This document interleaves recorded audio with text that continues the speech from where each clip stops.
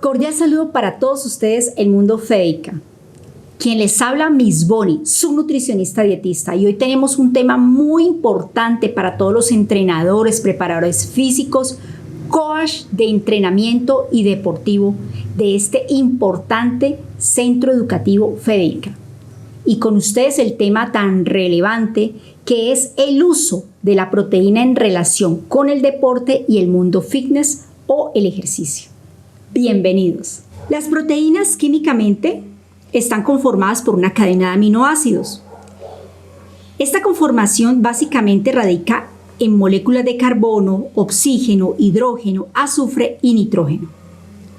Los aminoácidos esenciales que se identifican en una cadena de proteínas los identificamos como la leucina, la valina, la metionina, la lisina, el triptófano, la treonina, la isoleucina y la fenilalanina. Estos son aminoácidos esenciales porque no se sintetizan en nuestro organismo y deben ser consumidos mediante la alimentación, mediante la dieta. Y hay casos donde las personas, los deportistas, físicamente se encuentran agraviados por alguna enfermedad o en unos periodos de demasiada alta oxidación, metabolismos activos, estrés oxidativo y a veces ocasionalmente en posturas o estrés psicológicos importantes, donde algunos aminoácidos no esenciales vienen a ser condicionalmente esenciales. ¿De cuáles estamos hablando? Estamos hablando de la glutamina, de la alanina, de la arginina, de la tiroxina y la cisteína. Bueno, ¿dónde podemos encontrar los aminoácidos o las proteínas? Recordemos que los aminoácidos son la cadena de una proteína. La proteína la podemos encontrar de origen animal y de origen vegetal. En el animal lo encontramos en la carne, en el pollo, carne de res, pollo, pescado, huevos, aves o lácteos. Y en el reino vegetal, en la soya, las leguminosas como frijoles, lentejas, garbanzos, champiñones y en los cereales como el germen de trigo. Es importante identificar el aporte de aminoácidos que hace la proteína, el alimento fuente animal versus el alimento fuente vegetal. Los aminoácidos que se requieren fisiológicamente para el buen funcionamiento del cuerpo de forma completa se encuentran en los alimentos del reino animal y condicionalmente en diferenciación de contenido de estos en el reino vegetal. De ahí lo importante entender aquellas proteínas incompletas cuando se asocian pueden hacer una proteína completa. Dado es el caso, por ejemplo, de combinar frijoles con el arroz o frijoles con la pasta, unas lentejas con el maíz, con la arepa o con el carbel o con la harina de trigo, o combinar una pasta con queso, pasta con leche, o tal vez los garbanzos con semillas de sésamo. Esas son particularidades y son ejemplos que les traigo hoy en este lugar. Importante identificar para ustedes cuál es la digestión, cuál es la fisiología de la proteína una vez ha ingerido en nuestro organismo.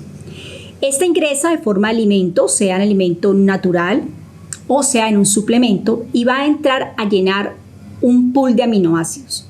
Este pool de aminoácidos está asociado con la ingesta y está asociado con la síntesis endógena, cuando nuestro propio organismo está sintetizando.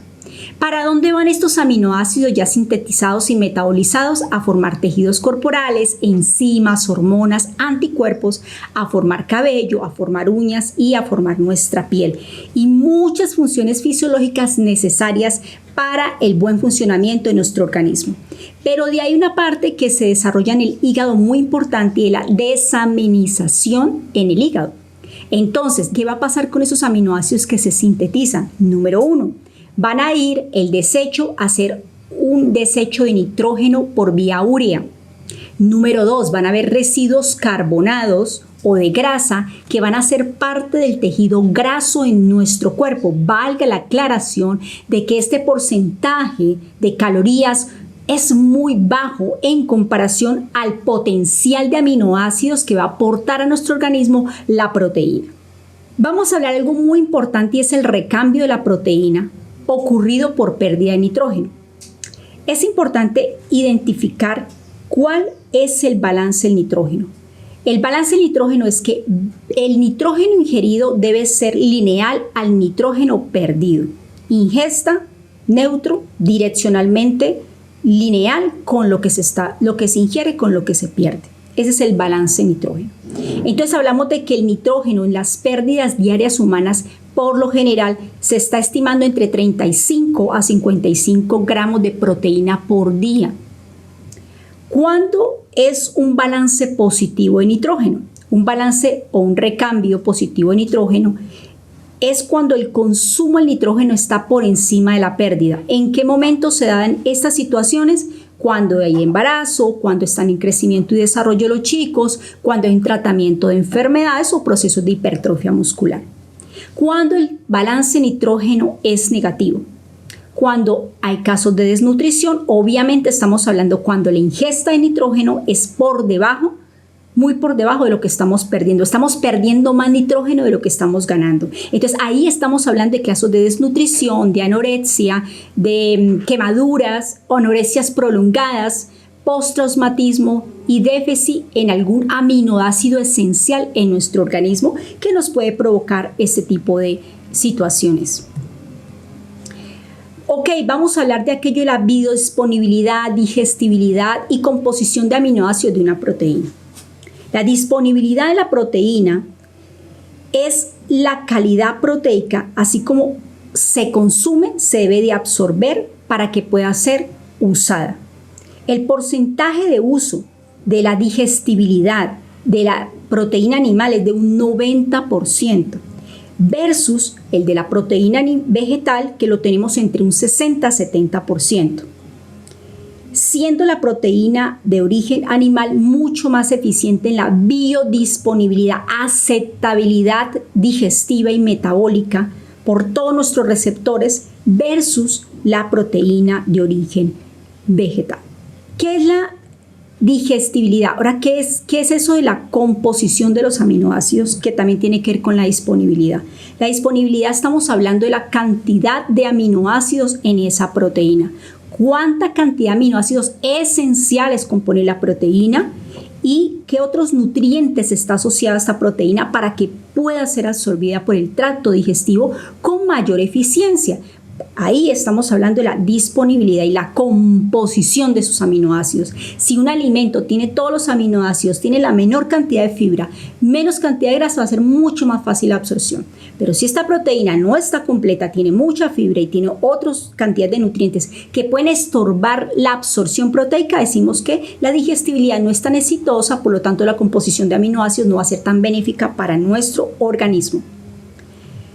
¿Qué hace la proteína en nuestro cuerpo? Básicamente construye principalmente las células funcionales de nuestro organismo, la formación de tejidos corporales. La proteína es el principal componente de las fibras musculares y potente estimulante de la síntesis de proteína en el anabolismo. Proporciona aminoácidos que participan en procesos de producción de energía, ofreciendo intermediarios para el ciclo de Krebs. 1 gramo de proteína está aportando 4 kilocalorías. Estas kilocalorías no deberían consentirse para dar energía a nuestro cuerpo.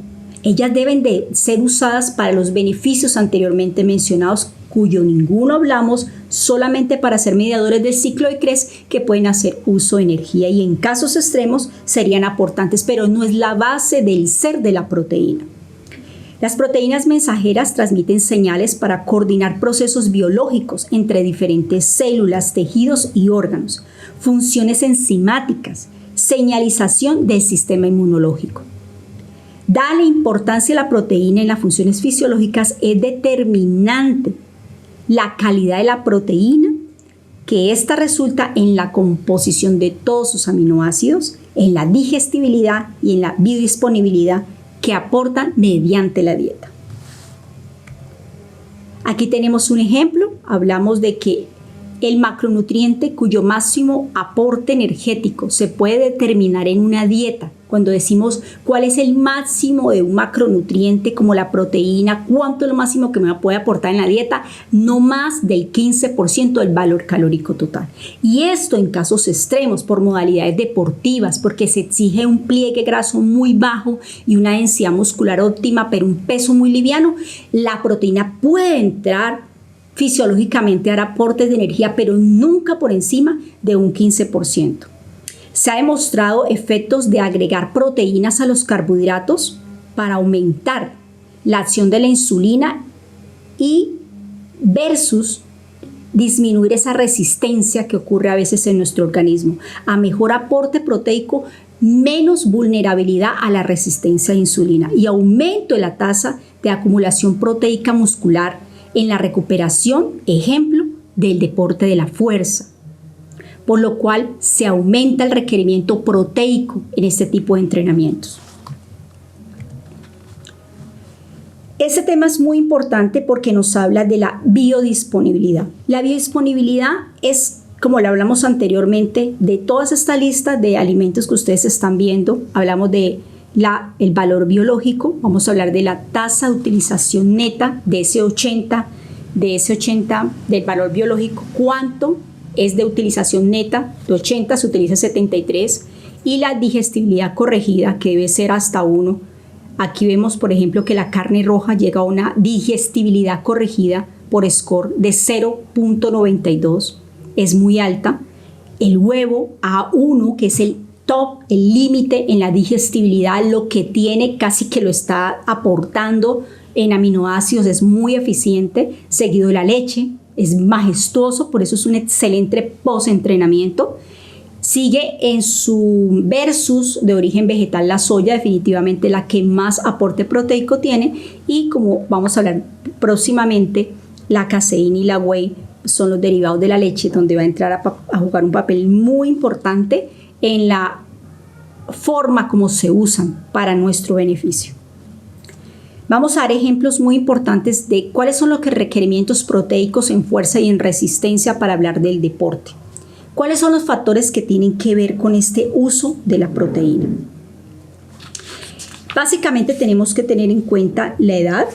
La edad es muy importante, el peso del deportista, el sexo, la calidad de entrenamiento que está teniendo, el ciclo de entrenamiento también tiene que ver con la disciplina del entrenamiento, las exigencias de la composición corporal, las exigencias de las corrientes energéticas para desarrollar dicha disciplina, y la duración y la frecuencia de entrenamientos o encuentros deportivos. Para la fuerza, ¿qué se aconseja? Para un mantenimiento en fuerza debemos de apropiar, de aconsejar no menos de 1.4 gramos de proteína por kilogramo de peso, siendo una ondulación entre 1.2 y 1.4 gramos de proteína por kilogramo de peso. En la resistencia es un poco más tolerante, dice que en procesos de recuperación se requiere igualmente 1.2 a 1.4 gramos por kilogramo de peso. En los procesos de fuerza de mantenimiento para hacer esa superación de un RM, para hacer un proceso de fuerza específico, va a pasar de 1.7 a 2 gramos por kilogramo de peso. Para los niños entre 7 y 10 años vamos a tener una aproximación entre 1.1 a 1.2 gramos por kilogramo de peso, y los niños entre 11 y 14 años 1 gramo de proteína por kilogramo de peso sería lo más aconsejable. Algo muy importante que tenemos que tener en cuenta es que el consumo de la proteína no es independiente al consumo del carbohidrato. A medida que se van agotando las reservas de glucógeno, la utilización de proteína es mayor, se aumenta por medio del ciclo de la alanina. Entonces es muy importante tener ese detalle y no dejarlo a un lado. Nunca se puede hablar de proteína sin el acompañante del aporte de carbohidrato. Vamos ahora a hablar otro ejemplo. ¿Qué pasaría si en el deporte de fuerza se requiera aumentar la carga, aumentar el peso para que nuestro deportista pueda ganar un poco más de peso, un poco más de volumen? Bueno, si vamos a hablar de que aumente 1 libra en la semana, las investigaciones y la normatividad nosotros nos pueden direccionar o nos muestran. Podemos decir que debe tener un aporte sobre el valor calórico total entre 400 y 500 kilocalorías aproximadamente, para que haya un incremento de masa muscular significativo en este atleta. Por lo tanto, la ganancia de masa muscular, para esta ganancia de masa muscular se recomienda de 1.6 a 1.9 gramos de proteína por kilogramo de peso al día, el consumo apropiado de carbohidratos para mantener los depósitos de glucógeno en completa cobertura sin correr el riesgo de un catabolismo. El plan de alimentación, ya si hablamos de un plan de alimentación hipocalórico para la fuerza, donde se requiere que el competidor, que el individuo necesita bajar de peso, pero está en fuerza, se recomienda entre 1.4 a 1.8 gramos de proteína por kilogramo de peso. Los aminoácidos esenciales no pueden faltar en la modalidad de fuerza como en ninguna modalidad deportiva, como en ningún ser humano, son esenciales, se necesitan, por tanto hay que vigilar ese contenido de aminoácidos esenciales. El consumo en relación al ejercicio, se ha identificado que consumir proteína con el carbohidrato, periodos pre y post entrenamiento, competencia, resultan muy benéficos siempre y cuando hay una distancia prudencial entre el consumo y el aporte de carbohidrato con proteína y el entrenamiento para que haya la digestión oportuna. Yo estimo que no menos de 1 hora se puede dar dependiendo cómo des el alimento al competidor. Si es licuado, es una mezcla previamente hidrolizada, pues es mucho más fácil de digerir que si le vas a dar pollo con espaguetis, ¿ya? Y en tanto que al final del ejercicio, la actividad, la competencia debe ser rápido, muy rápido el aporte de el consumo de proteínas y obviamente acompañado con el carbohidrato porque se muestra, según las evidencias, el resultado fisiológico y la respuesta anabólica para la síntesis de nuevas proteínas y buenas funciones fisiológicas. Bueno, aquí vamos a hablar acerca de la proteína, como hablamos del whey, del suero, tan conocido, tan común para todos nosotros, proteína whey, que estás consumiendo proteína whey, tú también, yo también como whey, todos tomamos whey. Y por allá por la noche que la caseína, todo este tipo de situaciones vamos a aclararlas con algo muy sencillo y es hablar que la calidad de la proteína, básicamente se refiere al whey o suero y a la caseína. Hablamos de que el 80% del aporte proteico en la leche está en la caseína y el 20% en el whey o lactosuero. Efectivamente, el suero lácteo posee la calidad biológica más alta, es decir, posee los aminoácidos más asimilables por el organismo humano. El suero es muy rico en cisteína, 2.45 gramos por 100 gramos de proteína. Uno de los precursores de la glutatión, ya habíamos, es bueno que entendamos este concepto de la glutatión en la recuperación y en la restauración y en la salud fisiológica de los deportistas, lo que explica su capacidad antioxidante. También es muy rico en aminoácidos ramificados, los BCAA, 25% de ellos son aportados mediante el lactosuero y especialmente leucina. Es muy, muy oportuno. Las proteínas del suero las encontramos, obviamente, en una forma muy sencilla es muy sencilla para nuestra digestión y también para poder combinarla con otros nutrientes. En tanto que la proteína de la caseína representa el 75 al 80% de las proteínas de la leche. La caseína es muy rica en ácido glutámico y tiroxina, pero es escasa en arginina. Se digiere con mayor lentitud, es una proteína de lenta absorción. Es así que puede mantener un aporte más sostenido y constante de aminoácidos hacia la sangre, hecho que puede durar varias horas, mejorando la capacidad del organismo para absorber, de retener y utilizar más eficientemente el nitrógeno. Muy ganador. Se nos queda por un lado la proteína de la soya.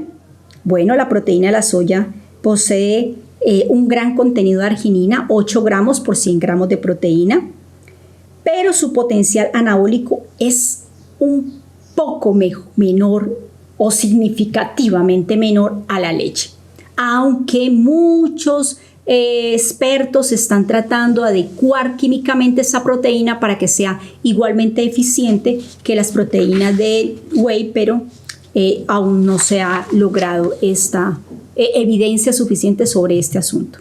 Muy bien, 20% de la leche bovina y 20% en caseína. Tenemos whey versus caseína. ¿Cuál es la diferencia entre estas dos? Velocidad y sostenibilidad. Whey es veloz, caseína es sostenible. La whey tiene menor posibilidad de sostenibilidad, pero tiene un gran contenido de leucina en suero. Se identificó que en una investigación sobre cuánta proteína, cuánta leucina postprandial podíamos encontrar después de 7 horas de ingesta de whey y caseína, se halló mucho mejores resultados en la caseína, de ahí que por eso se dice que es más sostenible, pero menos rápida. Las combinaciones de proteína de suero y de caseína también es efectiva para generar elevaciones inmediatas y prolongadas en la tasa de síntesis proteica. Ingerir whey e ingerir caseína hacen la combinación perfecta. ¿Cuál es la diferencia de un menú para un fitness y un deportista? Estamos hablando mucho de deporte, pero ¿qué pasa con los fit? ¿Qué pasa con los aficionados? El consumo de la proteína para el aficionado, para el sedentario, para el deportista es igualmente importante, es esencial. Por eso recuerden que la proteína tiene aminoácidos esenciales que no se pueden negociar, hay que consumirlos. Entonces, para el mundo fitness se habla de intercambios. ¿Qué se puede hablar de intercambios? Tú que estás en el gimnasio, que quieres aumentar tu peso, que estás en CrossFit, vamos a hablar de intercambios. Vamos a decir que en el desayuno, vamos a dar un ejemplo de que te mandan un intercambio de proteína, 2 huevos. Te mandan medio pocillo de leche con cocoa. Entonces vamos a mirar que la proteína de ese medio pocillo de leche, que son 110 mililitros, te va a dar 0.5 intercambios de proteína. Y ahí se acabó el consumo proteico. Hasta ahí se acabó la contabilidad. Y eso nos va a dar 19 gramos de proteína en un desayuno, que es muy bueno para hacer un desayuno rápido, para hacer un ejemplo sencillo. Pero ¿qué pasa con los deportistas? Observemos que yo aquí estoy mencionando 4 huevos, mucho más cantidad. Estamos hablando de que tiene un vaso de leche y estamos hablando de 2 tajas de pan. ¿Y por qué yo meto el pan si es un carbohidrato? Porque es que los deportistas tenemos que cuantificarle todos los nutrientes de un alimento. Y sabemos que ningún alimento es absolutista. La proteína de la carne no es porque solo tenga proteína, es porque el mayor nutriente de la carne es la proteína. Pero también tiene grasa, pero también tiene trazas de carbohidrato. Así pasa con el pan. El pan es fuente de carbohidrato, pero también tiene trazas de proteína porque tiene leche, porque tiene huevo y también tiene trazas de grasa. Entonces, mientras nosotros somos muy cuantificados, medibles con el deportista, con el mundo fitness somos más educativos, más de que mire, se necesita comer la proteína. Y si usted tiene una tendencia hacia un tipo de alimentación, usted tiene que asesorarse porque es que el cuerpo de cada uno de ustedes son los que van a tener los beneficios o la consecuencia de esos usos. Entonces, a grosso rasgo, se requiere la proteína, es muy buena, depende de la cantidad de aminoácidos que tenga y con qué se acompañen esos aminoácidos que nuestro cuerpo lo va a aceptar. Y recuerda, en procesos de fuerza, de hipertrofia, se requiere más proteína que en procesos en otras modalidades deportivas, como la resistencia. Esto ha sido todo por hoy. Con ustedes, Miss Bonnie.